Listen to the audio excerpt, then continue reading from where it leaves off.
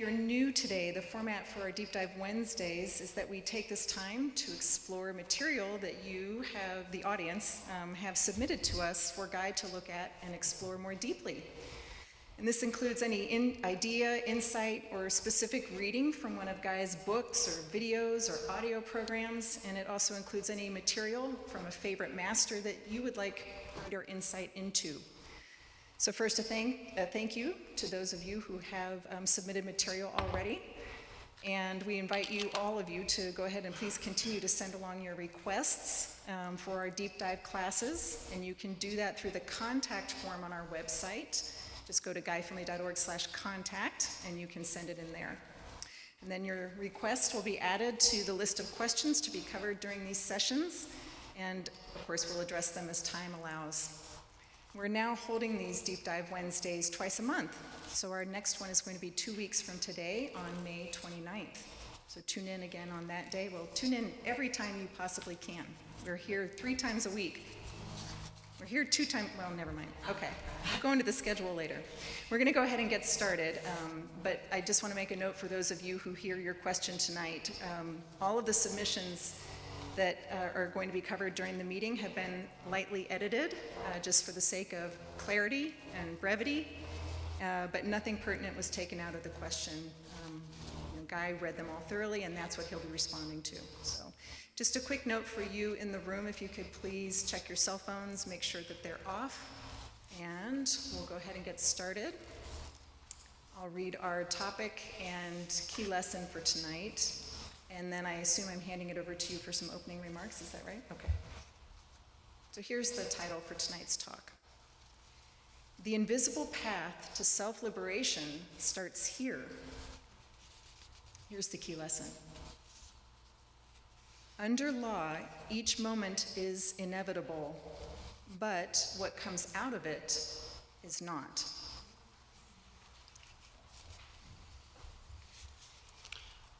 Read it with me. Under law, each moment is inevitable, but what comes out of it is not.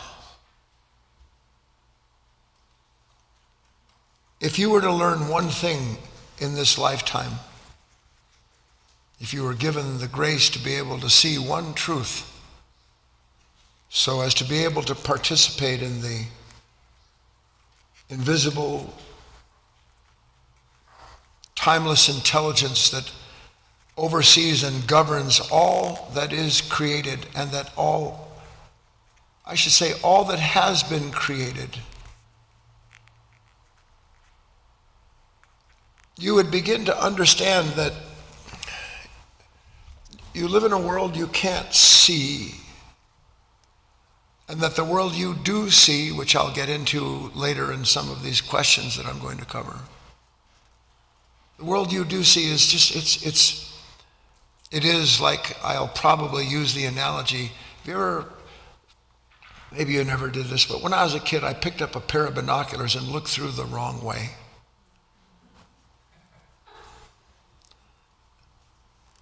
And when you look through binoculars the wrong way, everything doesn't get closer and larger, it gets further away and smaller. And we see life like that. Because to be able to start understanding, which is something that we live in constant odds with, it is a fact that each moment is inevitable. There is not one thing any of us can do to change the moment as it is taking place. Not one thing. And why is that? We've talked about it here, but for those of us joining us, because the moment is not what you think the moment is. The moment is an irrevocable, I always like to put the bubble in there, don't I? It is an infinite intersection and interaction between all that exists. That's what the moment is. You may not see it as such because we look out and we see a day we like or we don't like, or I gotta go or I don't wanna go. But that's not at all what's taking place. And the reason we don't see what's taking place is because we're always trying to find our place in the moment. You study yourself, that's what all your thinking is about. What does this mean to me? And what should I do given where I am and what has happened and what might take place? So that our mindset is through this tiny little hole.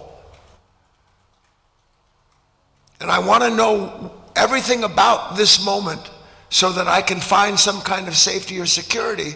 And because of that mindset and the instantaneous identification with whatever it is the mind brings up as the definition of the moment you're trying to find your place in, you are looking for a place in your own thinking system.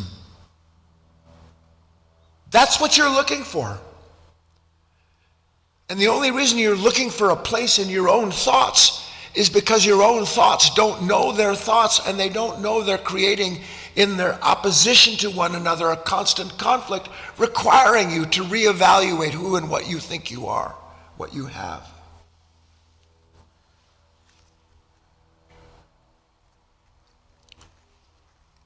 You can't change the immediate experience of yourself.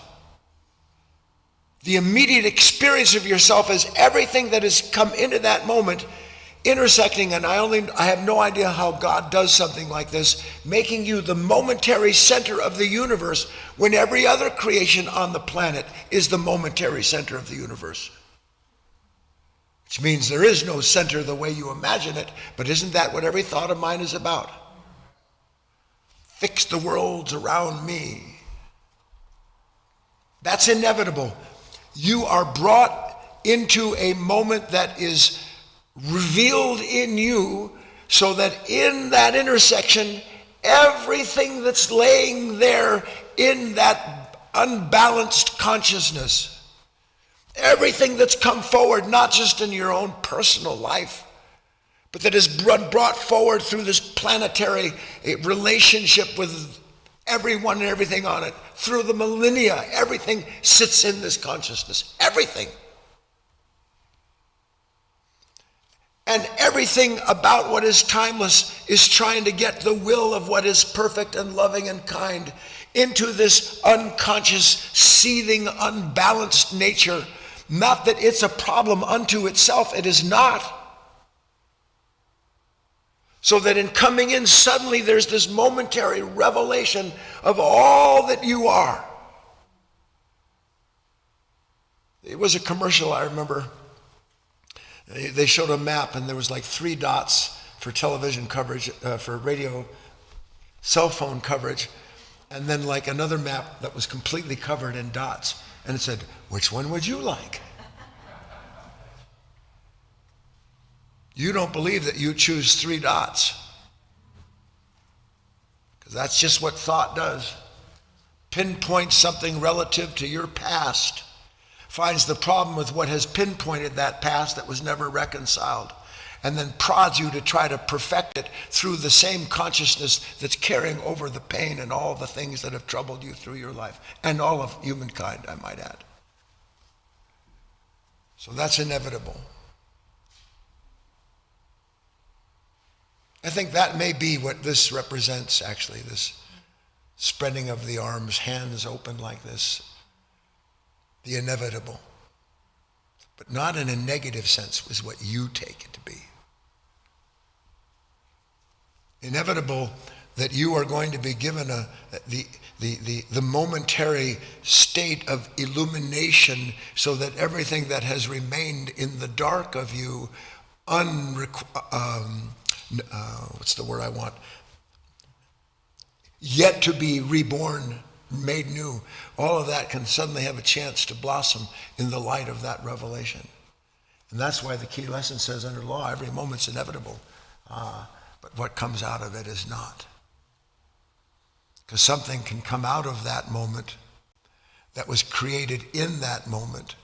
And when you understand that you are both levels of active and passive, then you understand that you yourself can come out of that moment with a new understanding, literally a new life, a new body of energy. That's actually the better way to put it.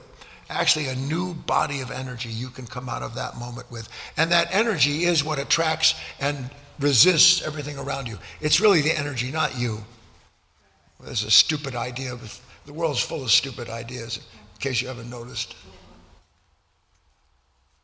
So that key lesson really covers quite a bit of what we're going to look at together. I want to get that basis down.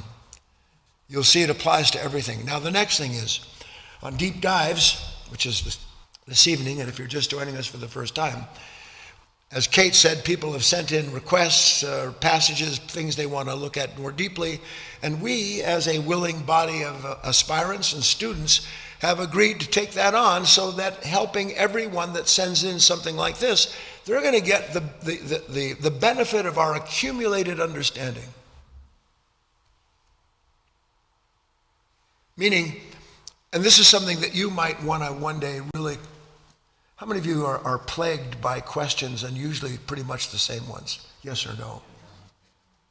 When was the last time you ever said to yourself, oh, I wonder what else is in this question? Can you say never? Go ahead. Yeah. What do you mean, what else is in this question? I know what's in this question. My life. Everything depends on the answer to this question. Oh my God. Oh, one day you'll be so happy not to be you. What else is in this question? I never thought to ask that. I wonder why.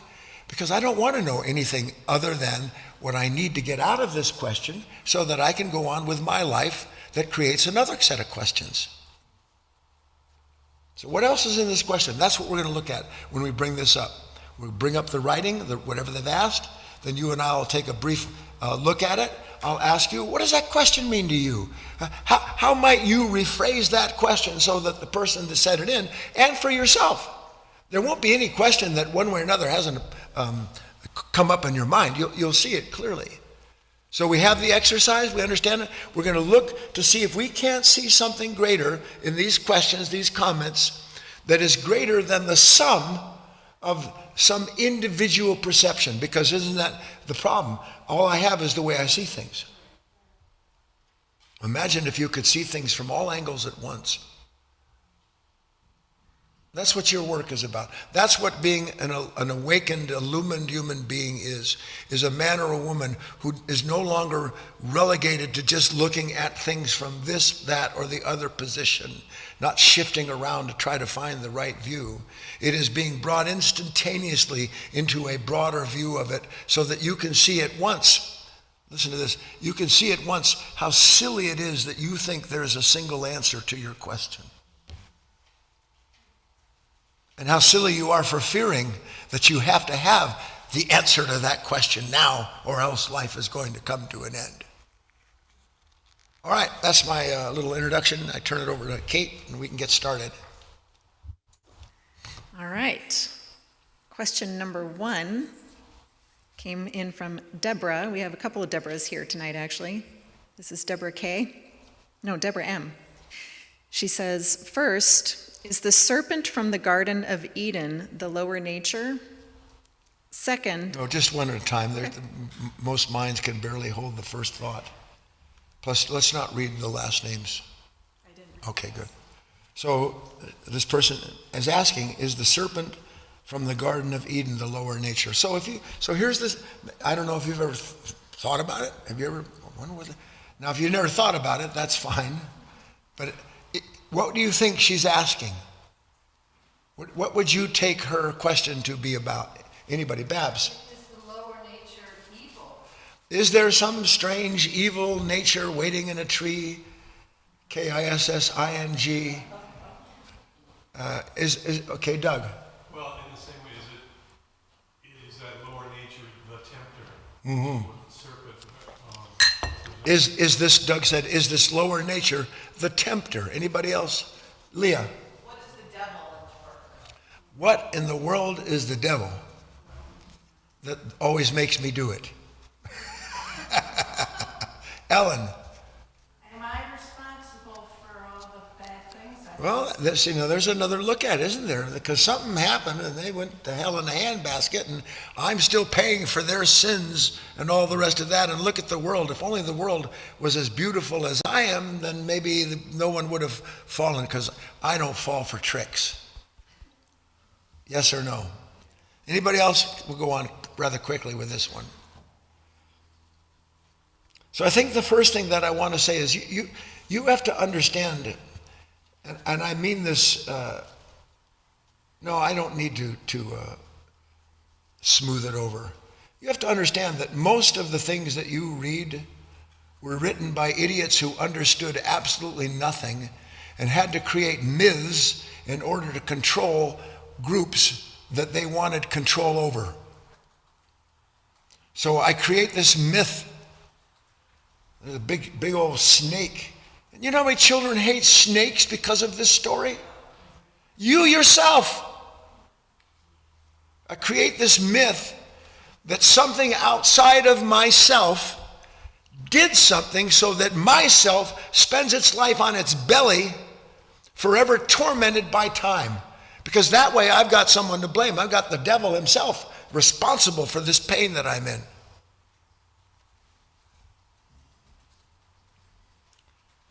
And you have to outgrow myths. They have their place because certain teachings actually can't be passed along without having an instrument of a sort, a body of some kind of imagery in order to convey an idea. But what is this snake, this serpent in the Garden of Eden? I have to cover this rather quickly because I didn't even intend to go. I was just going to go by this question, but I decided it would be interesting to look at it with you.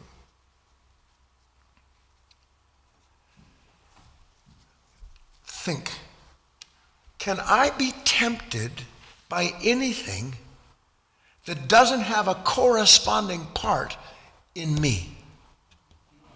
Can I?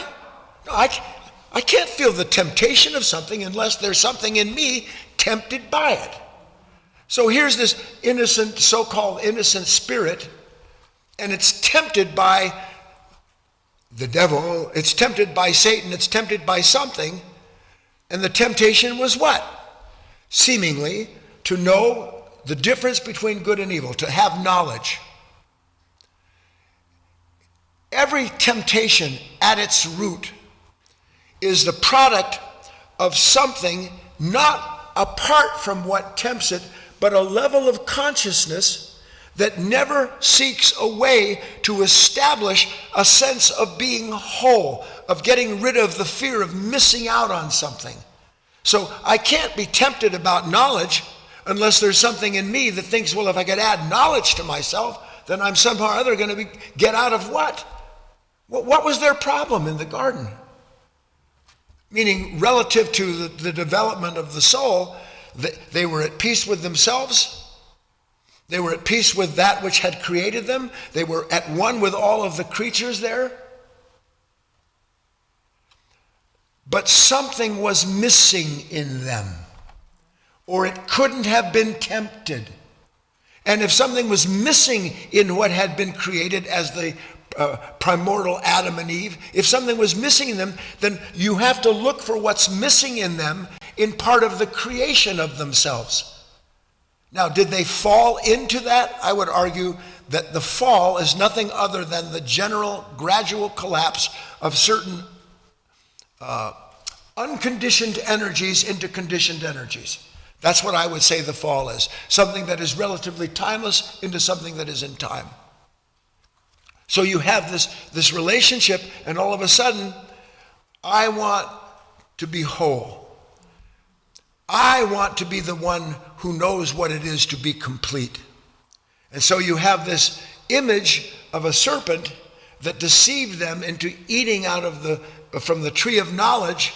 And in the tree of knowledge, this is important, the only way I can be complete is if I start with the idea somehow I'm missing something, and then to start believing that what I'm missing I can obtain. This is critical. Now, where is it that I'm going to obtain what I need to be whole if it's in the tree of knowledge that I'm getting it from, other than in thought itself, other than in knowledge itself. So it becomes a trap. Becomes a trap of a human being without knowing it, first having a certain disturbance, a celestial disturbance at the root of themselves, and then something appearing to bring an end to it, and then pursuing the end of that through imagining a time when I'm complete and I'm not feeling this way anymore. And you see human beings, what we call human beings, we see ourselves, this consciousness, gradually descending and descending and descending, because it's far from over that trap. Okay, let's take number 2. Okay, the second part of that question is, how is the lower nature brought into the light? So I want to say this about everything we're going to talk about.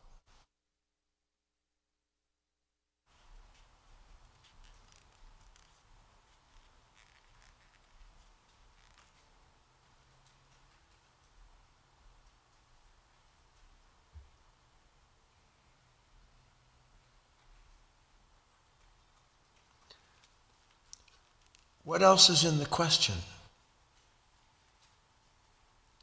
This question seems to be one that everyone would like to know. Where is it? How is the lower nature brought into the light? Because that's what I want to do.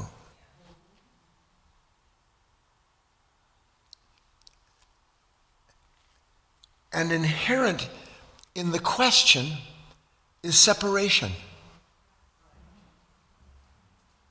Inherent in the question is duality, which goes back to the serpent. It's inherent in it. But when I'm experiencing this feeling like, well, again, I'm in the darkness. I'm in pain. How do I bring myself into the light? Because in that mind, tempted as it is to believe, A, that it knows what the light is that's missing from it, and B, that it needs somehow or other to be brought into that light. Why is that person asking to be brought into what am I looking for by being brought into the light? The end of this darkness called my life. And what's asking the question? Darkness. Darkness that does not know where to look other than in the lower nature is not brought into the light as if they are separate entities. It is not brought into the light as if they are separate entities, any more than you can have a shadow exist without the sun, and the relationship between the sun, the objects that are blocking it, and the movement of the sun and the earth itself. This is deep. I'm not going to go into it too deeply. But you've got something active in sunlight, yes? You have something passive in that tree, right? Creates a shadow. But that sun and that tree that are creating the shadows, those shadows move because everything in the world is moving. It's exactly the same thing. We see our thoughts seemingly move. I'm telling you, they're not moving at all. It's an illusion. The shadow on the wall in the allegory of the caves was created by something, a fire behind objects that were moving. So it looked like the shadows were moving, and they took the shadows to be the real thing. Do you follow me? So we believe, somehow or other, that this darkness that I'm in, I need to, as she's asking, how do I bring it into the light? It has never left the light. They do not appear separately. Back to the key lesson, you don't need to bring it up. Under law, each moment is inevitable, but what comes out of it is not. Under law, you have light, you have an object, you have a shadow. But it is not inevitable that you see the shadow and fear it, because it's possible for you to see what's creating the shadow and to understand that shadow is not I at all. It's an aspect of a relationship between what is active and passive in the moment, and I can see it as such and let the shadow come and let it go. And if I understand that I'm given the capacity to let the shadow come and go, am I afraid of shadows anymore? Am I trying to bring the darkness into the light to escape the shadows? Or are the shadows a relationship produced by a misunderstanding in my life? Please, this is important, yes?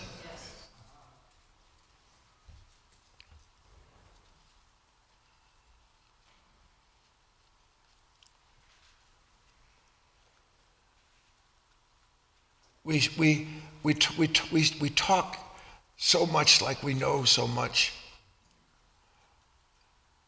If God is good as you would profess, if the Christ is love, if the Buddha and all of the associated, illumined, enlightened human beings that have ever spoken of these things, if all of that is true, and every last one of them says the same thing, there's nothing that you have to do except see the truth. So that means I don't have to try to complete myself. I need to see that anything in me that's telling me the moment is incomplete and I've got to do something about it, bring myself into the light. That's the lie. But I can't live that truth. Because in the moment where I feel incomplete, like I've got to do something to get rid of this darkness, I'm completely in the grips of a nature that is tempting me with the promise of completing myself if I just do what it conscripts me to do in that moment. Do you see it? The purpose of a truth school is to strip away the nonsense.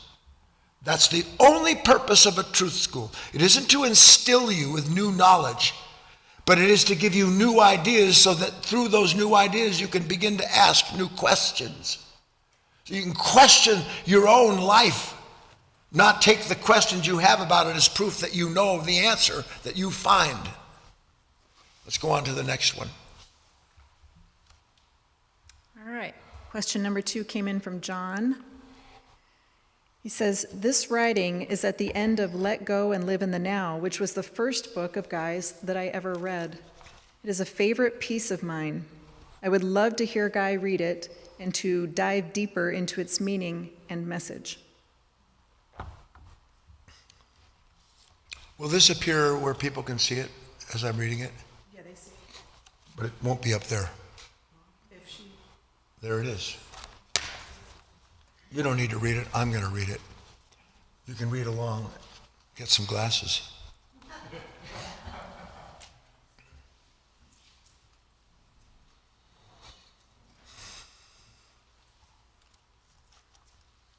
Some take the high road, some take the low road. Some take the road with friends and families, others take it alone. Some travel with clowns and animals. Some take only walking shoes. Some take the road with guru and saint, while others take the road with drunks. Some walk the road so slowly as to stand still, even as some sprint towards a finish line as if it's in sight. Some take the road filled with dreams, others take the road to leave dreams behind. Some take the road and wait for each sunrise, while others walk all night every night. Some don't want to take the road at all, but wind up taking it anyway. While others say they take the road, but can only walk when they stay in one place no longer. Some take the road with a forced smile. Some dampen the road with their tears. Some take the road and kick up dust with dancing heels just to be happy upon it wherever it goes. Some take the road and pray the entire way, while others sing to fill the emptiness that comes each time they round a bend and see only more road ahead. Some take the road and help others along the way, while others can't help themselves from wishing they were ahead of everyone walking just ahead of them. Some take the road and complain the whole way. Some take the road with sheer gratitude that they can still walk. The point is, it doesn't matter how you take the road. All that really matters is that you take it. So just What do you make of something like that? What's your impression? It's not so much a question. He would like some insight into why it was written, and he senses something in it. But what is it that maybe that this man senses in this writing? Anybody? Leah. How do I know if I'm on the right road? How do I know if I'm on the right road? I want to be on the right road. I want to be walking with the right people and appear in the right places, wearing the right things at the right time. Deborah. It doesn't matter what road you take. It matters what you're in connection to while you're taking that road. So you're saying the writing is all about the last sentence. The point is it doesn't matter how you take the road. All that matters is that you take it. Okay? Yeah. Terry. No matter how it looks, everybody is searching for the same thing. She said, no matter how it looks, everybody's searching for the same thing. Patricia. Sort of like what Debbie said, but everyone has their own lessons to learn. And so Patricia said, everyone has their lessons to learn. it might be different for one. So that it might be different for everyone who walks that road. And all are walking it. They're just walking it differently. Roger. I think it strikes the key lesson a lot. Basically, this life, I mean, we're going down a path. We're going to go down it one way or the other. The road is inevitable. It's inevitable. Yeah. What comes out of it is not. What we discover along the way is not. So what are we going to be the instrument of during that journey? So what will we be the instrument of as we journey along? That's good comment. Anybody else? Babs. Well, I was just thinking that most of us, including myself, we don't even know we're on the road. We're just living our lives and have no idea. Barbara said, most of us are just on the road and don't know it, let alone who the company is that we're keeping. This is valid. Ellen. Don't judge yourself or compare yourself to other people. All right, so what she says, she takes out of this is, don't judge yourselves or others. So these are good comments. They're all accurate. Let's examine it a little bit, make our dive a little bit deeper, shall we? What's the road? Well, Ronald, what's the road? You see, all of a sudden you go, oh, the road. Yeah. Are you not on the road every day? Where are you going? What's the road you're on? See, this is why we have these classes, because we have no bloody idea that every day we're on our way somewhere trying to get to something so that we can what? Answer what we're tempted to take that road for. So what is the nature of this road? Well, it is essentially whatever my mind makes of it, and this is important relative to all the people that are on it, in quotes. The road is whatever my mind makes of the road in the moment. Because I was on this road, all of a sudden there's a detour sign. I got to get onto another road. There's people ahead of me on this road. I don't want to in between. My life isn't about being in between. It's about being ahead. So we have all of these various ways in which we see there is this road that is as individual as my reaction to the moment. Because that's the road you are all on, whether you know it or not. What my reaction points to is something that needs to be resolved or reconciled is the momentary road. Can you see that? That's number one. Number two, who's the traveler? Well, I can see that I have a reaction. I can see that I've got to get off of this road, or I got to get some gunpowder or whatever. I got to get something to deal with what's in the way, blow the mountain out of the way. Who's the traveler? Why is there a traveler? Can you avoid being on the road? I'm on the road again. Can you avoid that? Impossible to avoid being on the road. So here's something that I would like you to consider. The traveler in this story can be considered the prodigal son.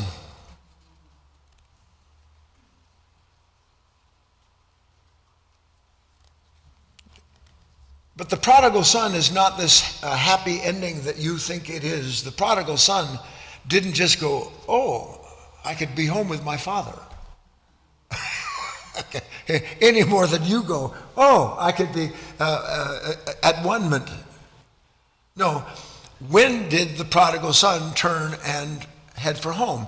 When everything went to hell in the handbasket. When everything that he'd been tempted to set out for proved to be not valuable at all. So part of the turn of the prodigal son included this immense poverty of spirit, didn't it? So this idea of a prodigal son,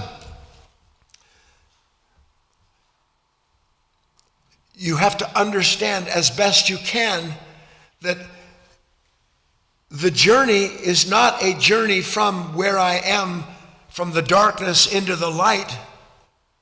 The journey is the beginning of understanding something that you've heard 1,000 times. You've heard the expression, the light dwells in the darkness, and the darkness comprehends it not. Have you not? So in scale, and we've talked about this, the celestial, as in the light, the celestial dwells in what is common. But what is common can't see it at all. Did the prodigal son have any notion about returning home? Or did suddenly, when everything went bad, suddenly he wanted to turn around? And when he turned around, did he have to go a great distance? Or is it said that his father, seeing him at a great distance, met him halfway? So the idea of distance in the kingdom of heaven, the idea of distance between darkness and the light that dwells within it, is a misnomer to start with. Now, next. If the light dwells in the darkness, darkness doesn't know it. If the celestial is in the common has no awareness of it all. Where is the high road? The high road dwells in the low road, and the low road knows nothing about the walk. Knows nothing about it. The vast majority of human beings will never understand what the high road, the light in the darkness, reveals to the darkness about itself and the journey that it's on that goes nowhere. It'll never know that. And that's what the coupling in this writing is all about. All of these travelers, they're I. You couldn't take one of those individual points, and by the way, they were always coupled with something. Those are the opposites that exist inside of a divided mind, where one day I'm the drunk, the next day I'm the righteous religious person. One day I'm the one who doesn't want anything to do with this, the next day I'm the one who's snapping the whip. And it's not even day to day, is it? It's really moment to moment, isn't it? One day I'm, oh, please God, I love you, I love it. They, as what was that saying going? They pray the entire way, while others sing, meaning others pray to fill the emptiness. And are they not doing the same thing? Do you understand? The opposites are traveling together, but neither opposite knows its own partner. Are you able to see this with me? Like, I don't know when I'm all, gung-ho and I want you to understand what I do so there could be peace on earth. I have no idea that I'm traveling with a warmonger. Do I? No, I'm ambitious for you to love. I don't know that there's no love and ambition. So I am these polar opposites that are on this road. And the road leads to what? To this mythical return to the Father's house, where what happens? Where he sees that he never left and never had to leave. But he went through the whole journey of discovering, and that's the point of this, is that man or woman, when you boil it all down to, who do I walk through? How many of you walk through the world with a lunatic asylum mostly on lockdown? It is, isn't it? It's mostly on lockdown. Patricia and I went up to Eugene yesterday. We almost have never had a successful trip to Eugene. For one thing, we've leased electric cars. If you don't know what you're doing, you start sweating. Because when you get down to a few miles and you're looking on your computer that's part of the car, it's telling you where to go. Damn car doesn't know where to go. It's pointing to places that have all been ransacked by homeless people. So you pull up with 8 miles of juice left and there's nothing left. So here's the point. Pretty stressful. So the moment was inevitable, but the result wasn't. Who do I travel with? Who do I travel with? Do I travel with this person who's anxious and worried and frustrated, who wants to snap at somebody? Is that who I travel with? Or in my mind, am I traveling with somebody who's always cool, calm, and collected, and then I snap? Because the snapper is in the yapper. Thank you very much. You understand that, don't you? And then what happens? The point of the road is what? The further I'm willing to let the light reveal the road and the nature, that's the essence that's been brought in, that needs to be balanced. Do you understand? The essence needs to be balanced. The seeming eyes that are walking. Suddenly, all of a sudden, a person begins to see. You know what? Not only am I not walking this path, but I never started it, and it's not my job to finish it. I just need to go ahead and agree with everything that I see. Seeing is the journey. Seeing is the journey. Seeing in terms of the wisdom that I receive as a result of coming to the end of being tempted to rely on this character or that quality. Everybody get that much out of that? Okay, Kate. All right, we'll go on to question number 3. This is from Deborah. I know you have talked about this many times, but more and more I seem to struggle with doing it all wrong. I want to do what God, goodness, asks of me, but I always seem to get it wrong. I read in a Vernon Howard book something like, you can't do it right. You're not supposed to do it right. You are supposed to see you do it wrong. Then rightness comes to you. So do you understand her conundrum? You can relax. Nothing bad's going to happen, Deborah. Debbie's like, what are people going to say? What's she really asking? Read it one more time, please.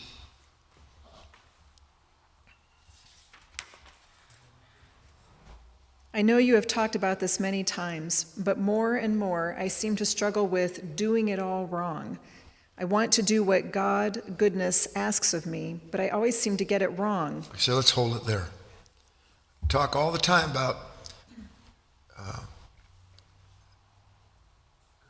this relationship that I have with moments where I just seem to, if there's 2 ways to go, don't take me to Vegas, because if whatever I bet on, it's not coming out.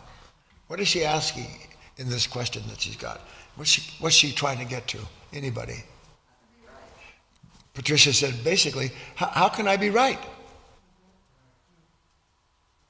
Barb? I don't want to make a mistake. I don't want to make any mistakes. How do I stop making mistakes?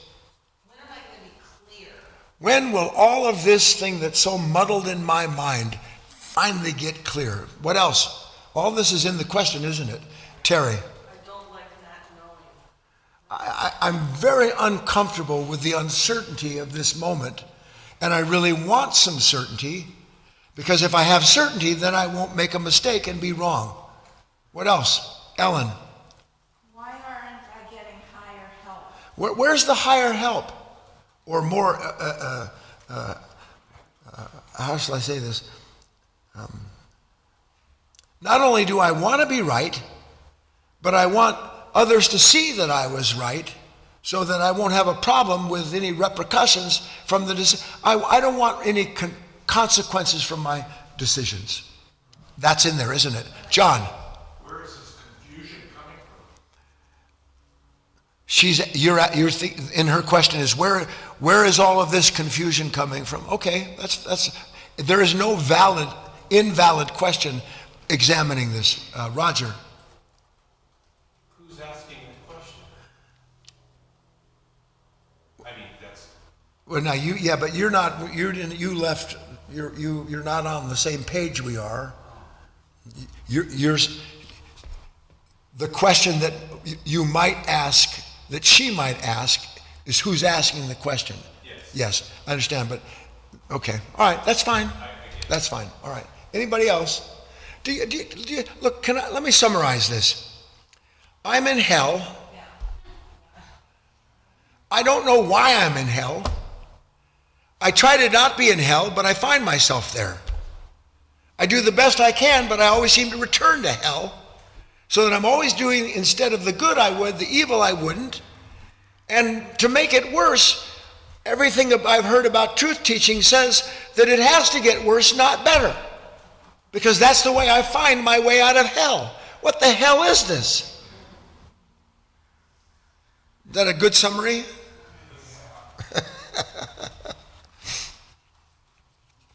So the real question she's asking is, how do I get into this relationship? How do I bring about the end of what I call wrongness, that I keep suffering from doing wrong, and into rightness where I won't suffer anymore? Yeah, fair? So it seems to us and to her that her struggle is with what she's doing wrong. Doesn't it seem that way? And where is all of her attention on what she thinks is wrong? Now, there's a whole host of issues connected to this. First of all, where did I get the idea of what is right and what is wrong for me? Just to start, look, we get it. I want to be a good mother. I want to take care of my family. I want to do what's right in this circumstance. But is her struggle really with doing the wrong thing? Is that the essence of her struggle?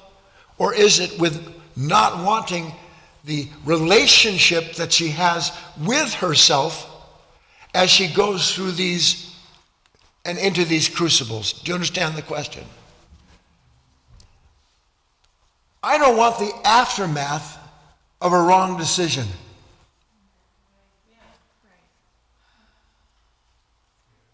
And to us, that makes complete sense.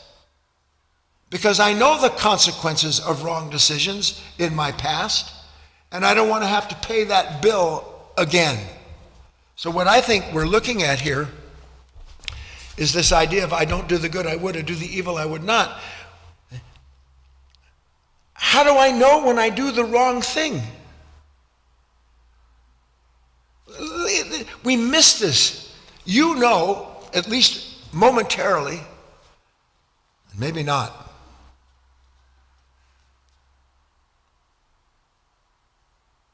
Can there be the issue of right and wrong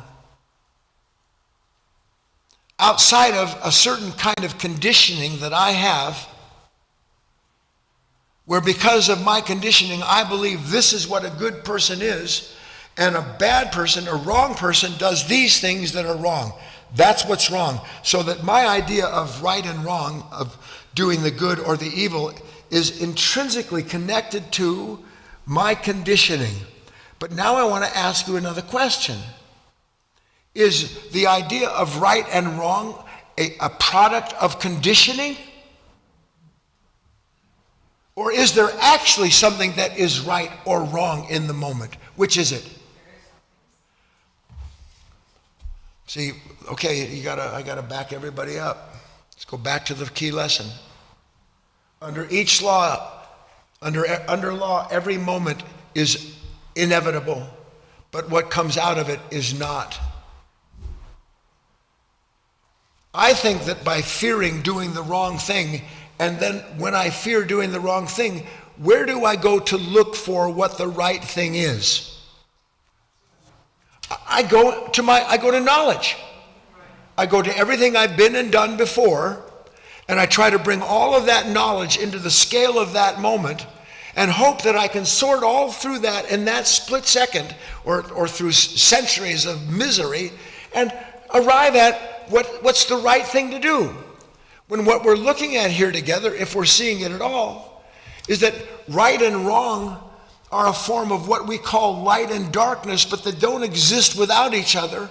and that the rightness lives within the wrongness that knows nothing about the rightness. And my task at all points isn't to try to come out and escape the pain of my own experience. You've been trying to escape the pain of your own experience for as long as you've been in a body. Isn't that what every thought is? Isn't it? I don't want the consequence of this decision, so I'm terrified of the decision. Start with that. Can I make a good decision if I'm terrified of the outcome? Do you understand? We're prying in now. We're looking at right questions. Can I ever come to a sane, healthy, helpful decision if I look at the decision I've got to make as, oh my God, death lingers if I make the wrong decision? Do I have any chance of making a right decision? Why? Because the nature of the question is coming out of a consciousness that has already tempted you into that labyrinth of thoughts and feelings, telling you just labor here in the opposites and you will escape when you finally come up with the right answer. And where does the right answer come to me from? Fear. Now, does that liberate you from having to make decisions? Absolutely not. You have to make decisions. Under law, the moment is inevitable. Here comes news. I'm not saying this happened. I just learned I'm dying. I guess that was inevitable. Because it is. I'm going to die. Oh no.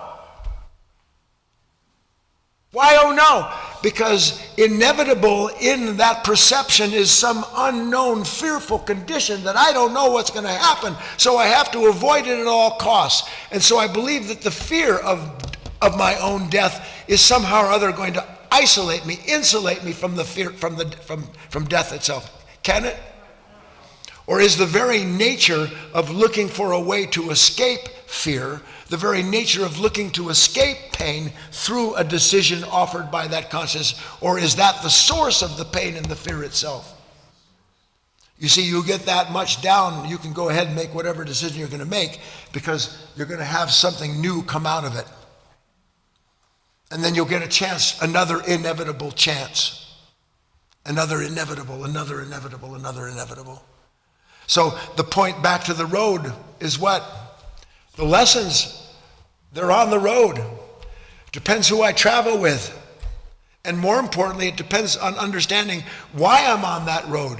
For us, in a moment of seemingly inevitable, horrible conclusion, the road looks like it goes somewhere bad or someone a little less bad.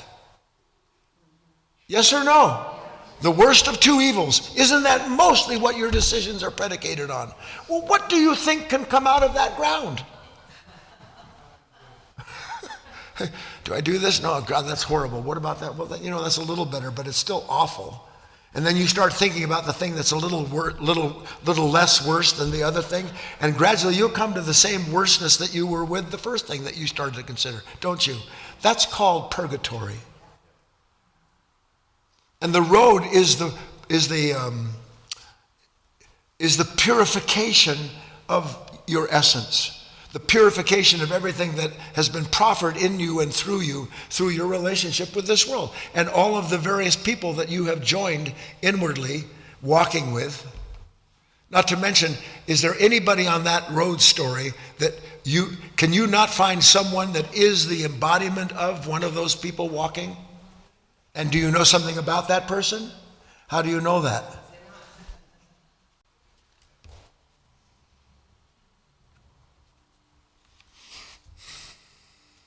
So it isn't so much that rightness, because she wants to know, what am I supposed to do here? Because I've heard the teaching say that you kind of have to. What's that part of her question? You can't do right. I'm starting to figure that out. But you're not supposed to. I can't do the good I would, but what does that mean? I'm not supposed to do the good. No, you're supposed to do the good. You're supposed to do the good. The lesson along the road is that you have to see you can't. You're tortured by the idea of not doing the good that you want. You're tortured by that, and you believe that the judgment of doing the wrong thing and the wrong part somehow proves that you, on the road with this duality, that you are different than this one that you judge. Is that not the truth? Like, I'm suffering over this terribly. I don't want to do the wrong thing. Ergo, I must be right. Because how else can I be so miserable about making a wrong decision? And then you start to realize, well, wait a minute. The fear of making a wrong decision belongs to something that I'm walking down this road with my whole life. And it never stops telling me how to free myself out of fear. And it offers another fearful choice that I can see to some extent. I don't want this choice either, but I got to make some choice. And you may have to make certain decisions. But is the question what the decision is, or is the question what do I learn about the process as it's going on? That's the question, isn't it? The real question under all of these things that help. When I see that I can't do the good that I would, how do I see that?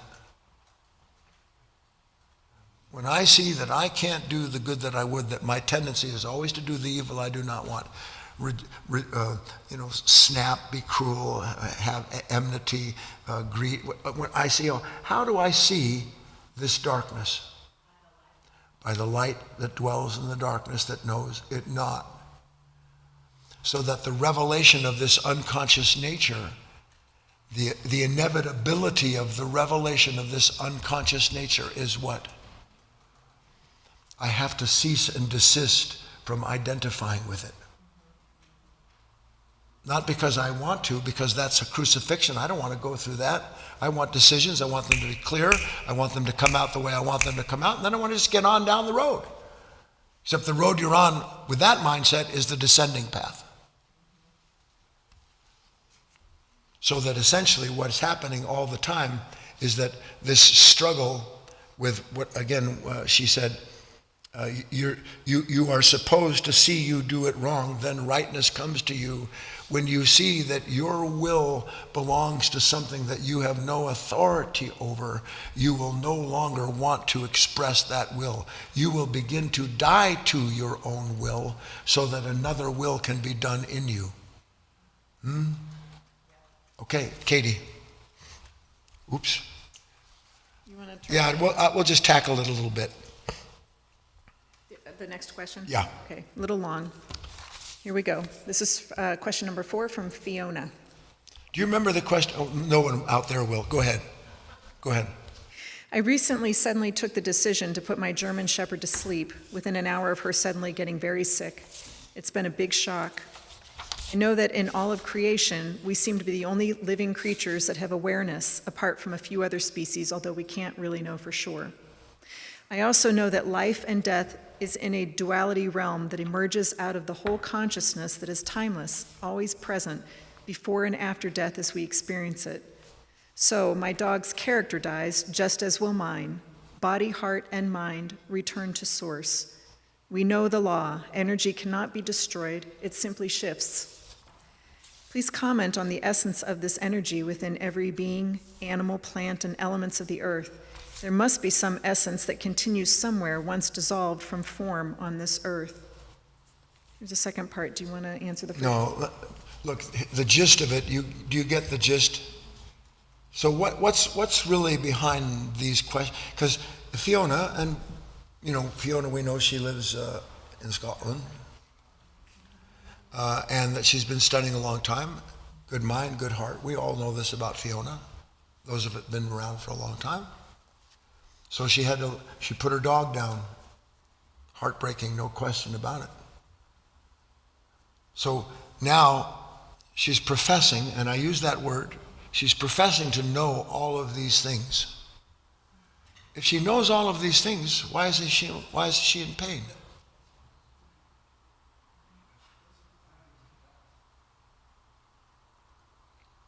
Is it possible This is a beautiful time of the year here in Detroit. Is it possible for me to look out and see that sunrise in the morning or the sunset? Is it possible to understand the sunset by reading a scientific book of some kind, or even a book of poetry about sunrises and sunset? Can I understand the sunrise or sunset that way? Can I? Well, how about if I had a book read to me by a panel of experts, professors, and then who debated and argued each point as they pontificated on the sunset or sunrise? Would that educate me at all? Well, then how do you think it's possible for you to understand something as dynamic as sorrow?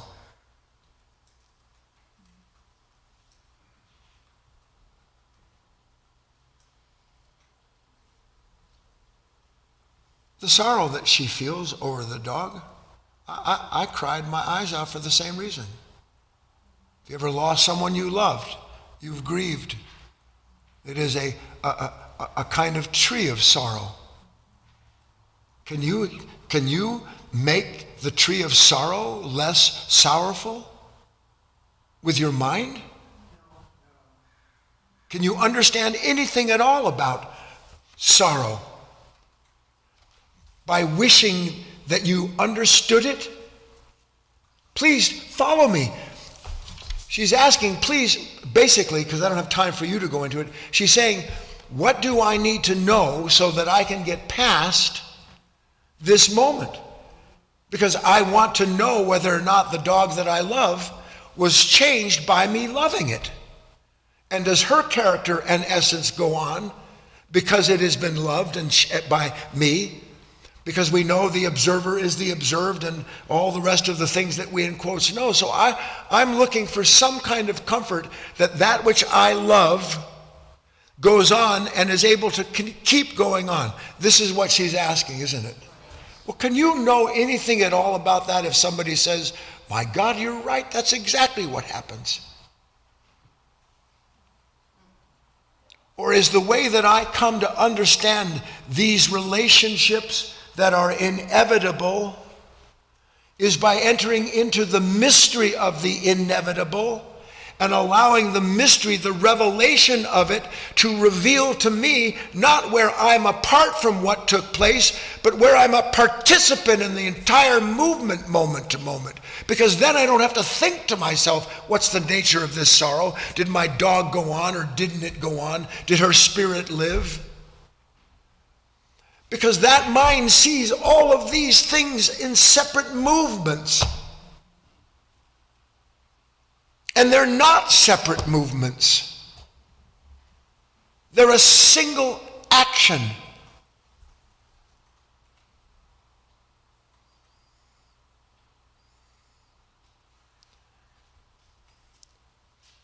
One more thing I would say, because she asked about this. She said the body, it goes there, but where does spirit go, basically? You want to write something down, it's a good summary. Everything in creation returns to its owner. Everything in creation returns to its owner. So if you were given spirit, spirit returns to spirit. Your body goes to its owner, the planet. Your mind and the content of it goes to this earth that by and large gave rise to the content of it through a consciousness developed through a relationship with the planet. But is there something that in that moment of inevitability that can come out of it that is greater than the moment into which it came? That's the question. All these questions.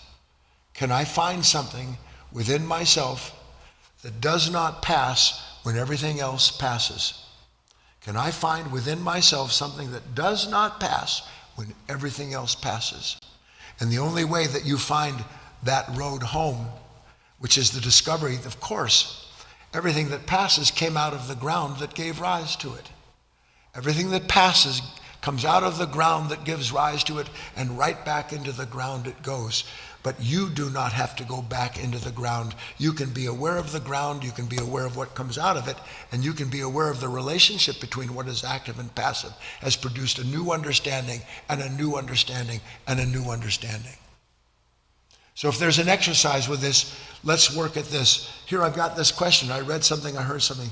What else is in this question? Because part of me, boom, just like that, I'm gravitating to that question because there's something in me that wants to resolve something I didn't even know needed to be resolved, and then suddenly there it is in front of me. Now I want to get to the heart of it. Get to the heart of your own heart, and you'll find all of the answers are already in there. Let's take a break, come back and have our dialogue.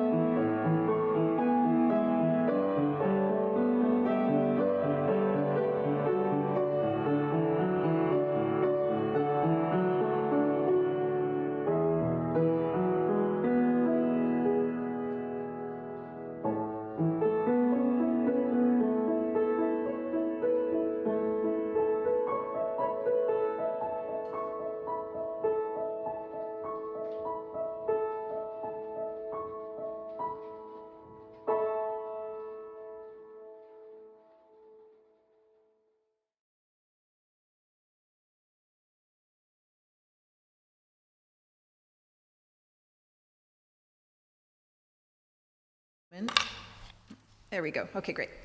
All right, welcome back to our Q&A. Are you not hearing something? No? Good? All right. Sorry, thought there was a glitch. I'm expecting a glitch, but there is no glitch, so that's good. All right, we're going to have our open dialogue with Guy here in just a moment. If you're in the room, of course, you can come up to the mic to speak. If you're online, you can send a question in the question box at GoToWebinar. If you want to speak with Guy directly, go ahead and raise your hand in GoToWebinar, and I'll unmute you from my end. If you're on Facebook or YouTube, you can also send a question or a comment in there, and I'll grab that. But before we get started, I just want to remind you about a little special promotion we have going on right now. If you help support the foundation with a donation of $10 or more, we are, for a short time, offering you this album as a thank you gift. It's called Secrets of Spiritual Success. It's a really great 8-talk series, actually 9 talks technically, that was from a Talks in the Pines workshop that we had some years ago. Just a really great album. And if you make the donation of $10, you'll get the CD album plus the MP3 album with it. And if you want to know more about that, you can go to guyfinley.org/special. And that will tell you a little bit more about the album, and there will be a button there that you can make your donation. You can also get it in the room here too if you wish, of course. And I just want you to know that Life of Learning is a nonprofit organization. All of the proceeds from sales and donations and things like that just go right back into this work, and donations are tax deductible in the US. So again, if you want to know more about that, just reach out to us. All right, we're going to go ahead and get started. I'm going to grab my computer and see if any questions have come in, unless there's something else you want to begin with, Guy. Okay, just one second.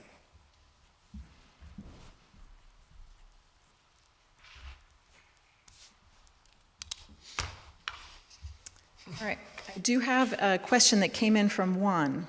And Guy, let me send this over to you in the message area. And there you go. So Juan says, "Hello, Guy. Thank you very much for your teachings. On the question on the lower nature and your explanation of the shadow being part of the light, if the object projecting the shadow disappears, the shadow naturally goes away. An impression came to mind of laying myself down in the unwanted moment, so in letting my identification die, that I, in the middle of the light, dissolves along with its shadow. Is this something aligned to what you meant?" Perfect. My only one-word answer in an entire lifetime.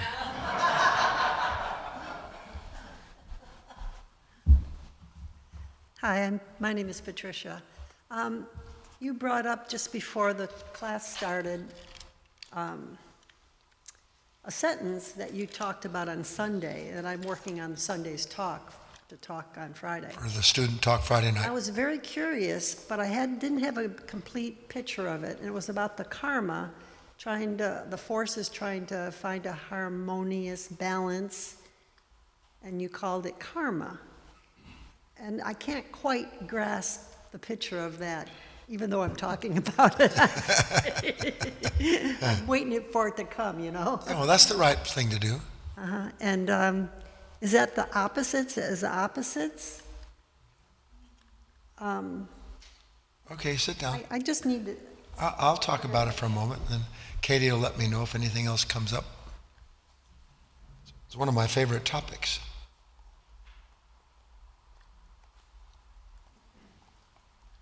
What does the key lesson say? Out loud.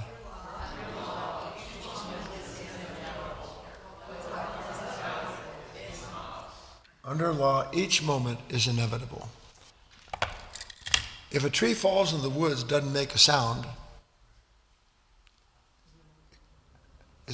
and there's no one there to hear it, does it make a sound? You know this. You know the question. We've talked about this enough.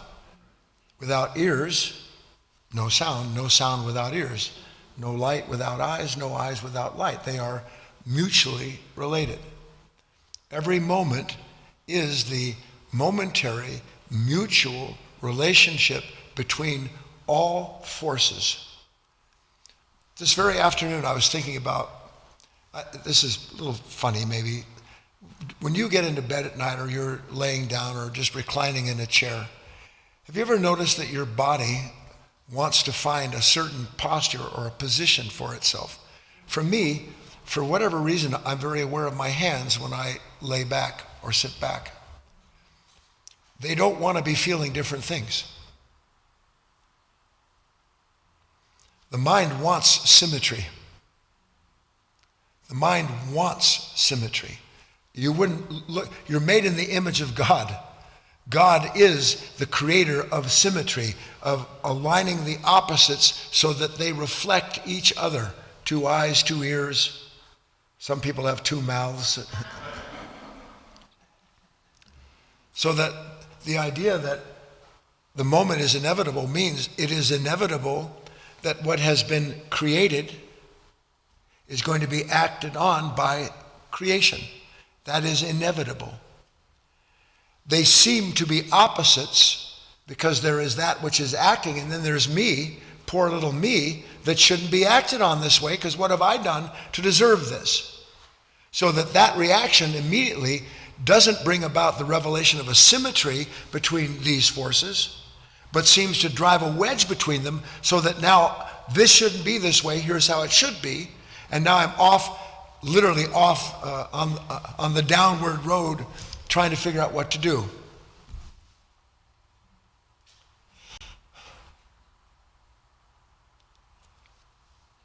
What is the divine will acting on? Here's all of this light, these energies, we've talked about it. What is it acting on? Itself.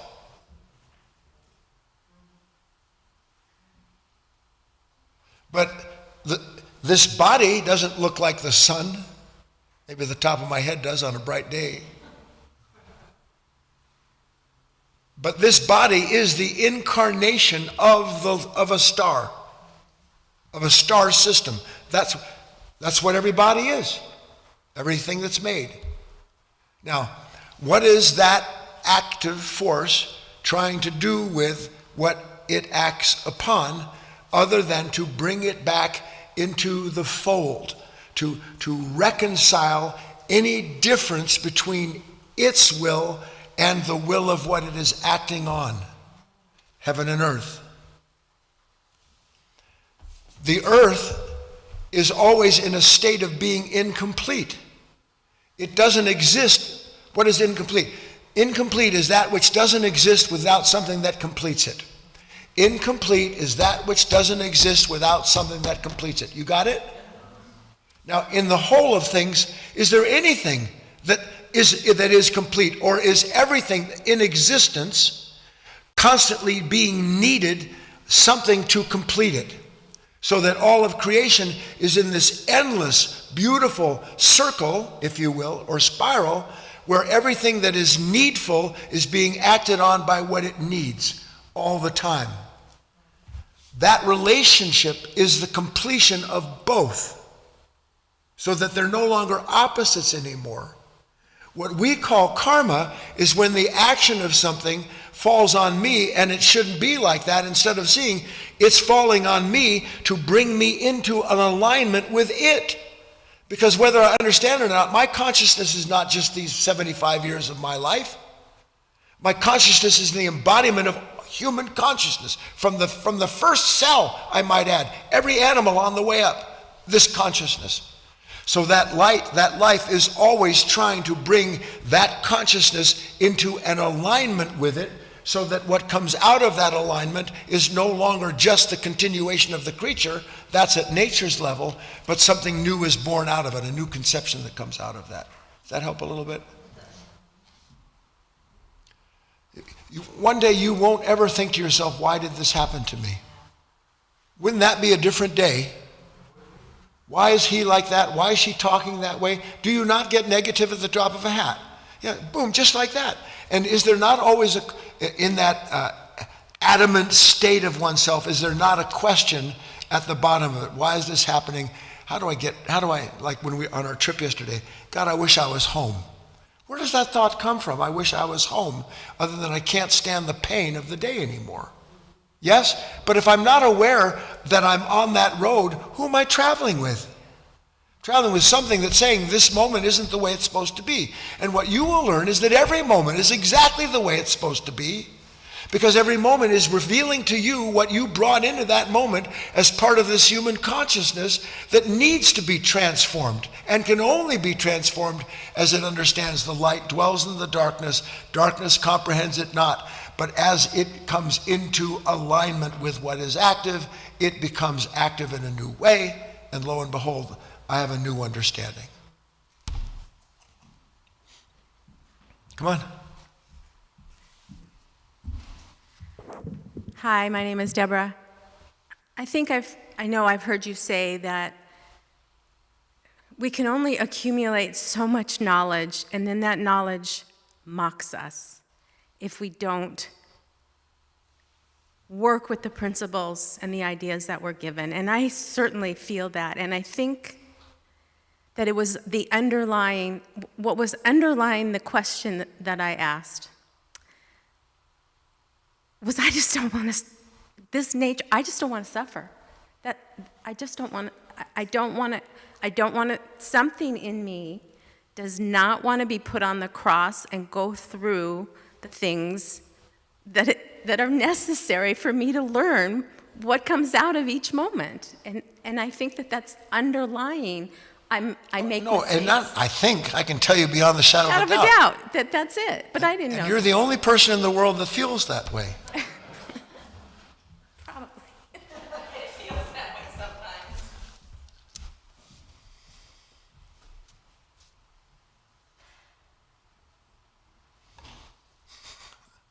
On that piece from, I don't know what book it's from Let Go and Live in the Now, and that, The Road it's called. You have to meet and know every single one of those characters, because they are legion. They are every last one of those inside of you. Only when the one you don't want, when the moment you don't want comes in, then the other person appears who knows better than, or who shouldn't be like that. And that vacillation goes on forever until you understand there is no freedom in vacillation. Do you understand that sentence? There's no freedom in vacillation. There's no freedom trying to move from here to there, because there doesn't exist without here. So there's no freedom in trying to escape pain by what pain prescribes to do so. And I'll never consciously suffer as I'm asked to do, not for the sake of myself, but for the sake of an entirely different order of being, the whole of which requires being brought into this relationship that reconciles it. The only way I'm ever going to get to that point is when I finally understand that this moment of pain is far greater than I understand it to be, but something in me tells me what it is, and then I go with it. And when I finally understand the great mystery in that, I'll keep the heck out of all that. And then, then you'll start to understand what being crucified is. Right now, what you don't want, not wanting, is your crucifixion. That's your crucifixion now, not wanting. When you realize the futility of not wanting, then you will enter into the marvelous discovery of what a waste it was, the useless suffering in not wanting, and then you will want to watch the pain so that you can understand it instead of letting it tell you over and over again what it understands about why you are the way you are. You will hear every voice. Knowledge, it isn't knowledge that becomes poison. It's the self that identifies with it and acquires knowledge and then beats up with judgment the one who can't act out what it says it knows. That's what punishes you. If you understood anything about God at all, you'd realize that God does not punish. End of story. God does not judge. End of story. God has no enemies. End of story.